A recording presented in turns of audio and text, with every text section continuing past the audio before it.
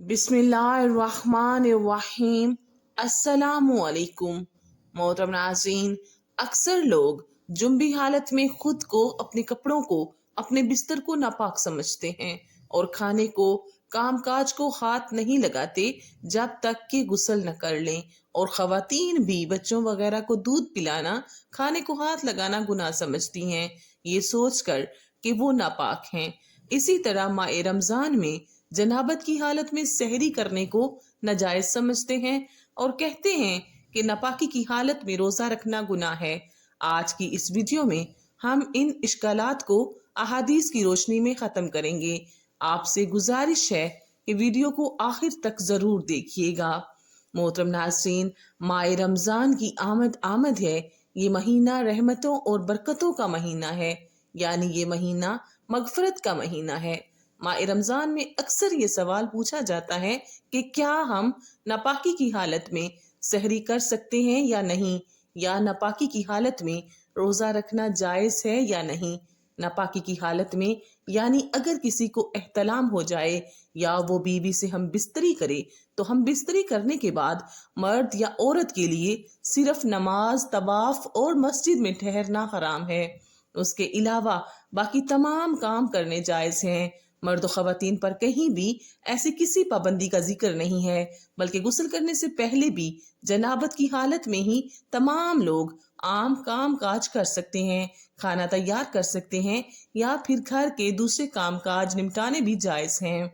इसी तरह माँ बच्चों को दूध पिला सकती है, उनकी देखभाल भी कर सकती है। इसके कई दलाइल मौजूद हैं। हज़रत हुज़ैफा रज़ी अल्लाह तआला अन्हु कहते हैं कि रसूल अल्लाह सल्लल्लाहु अलैहि वसल्लम जब अपने इसहाब में से किसी आदमी से मिलते तो उसके जिस्म पर हाथ फेरते और उसके लिए दुआ करते थे।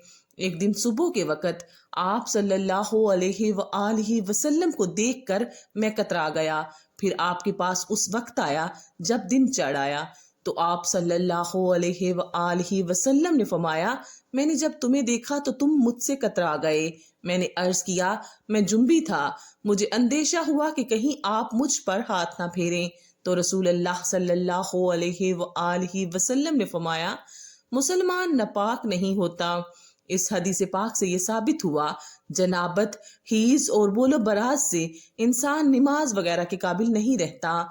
ये मानवी पलीदी है। जाहिरन इंसान खसूसन मुसलमान पाक रहता है। मुदरजा वाला हालात में उससे मिलना जुलना, उसके साथ खाना पीना, उसका हर किस्म के काम काज करना जायज़ है।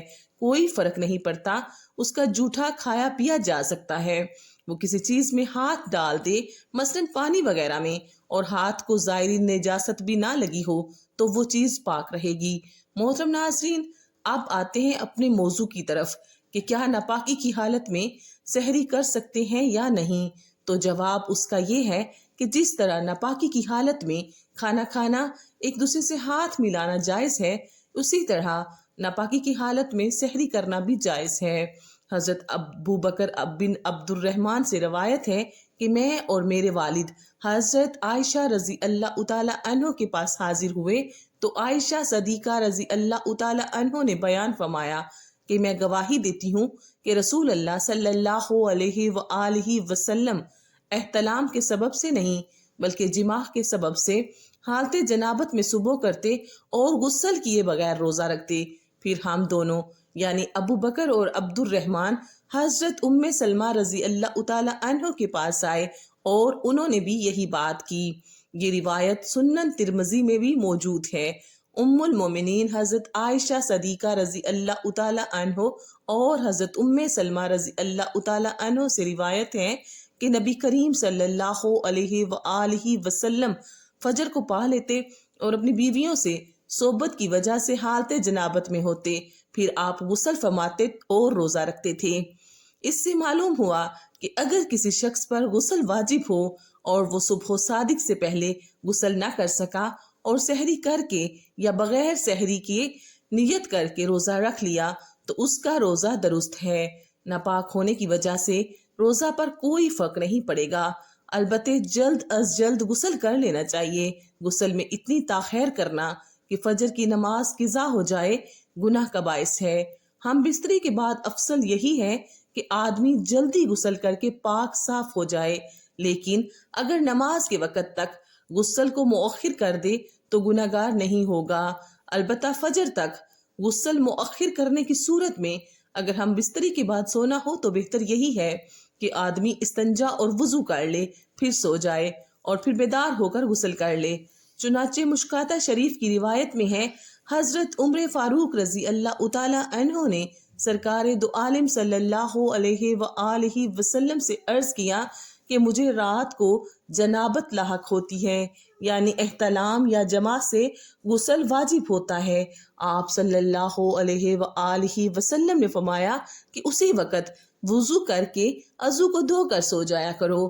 مظاہر حق میں ہے یہ وضو کرنا جنبی کے سونے کے لیے طہارت ہے، یعنی جنبی وضو کر کے سویا تو گویا وہ پاک سویا۔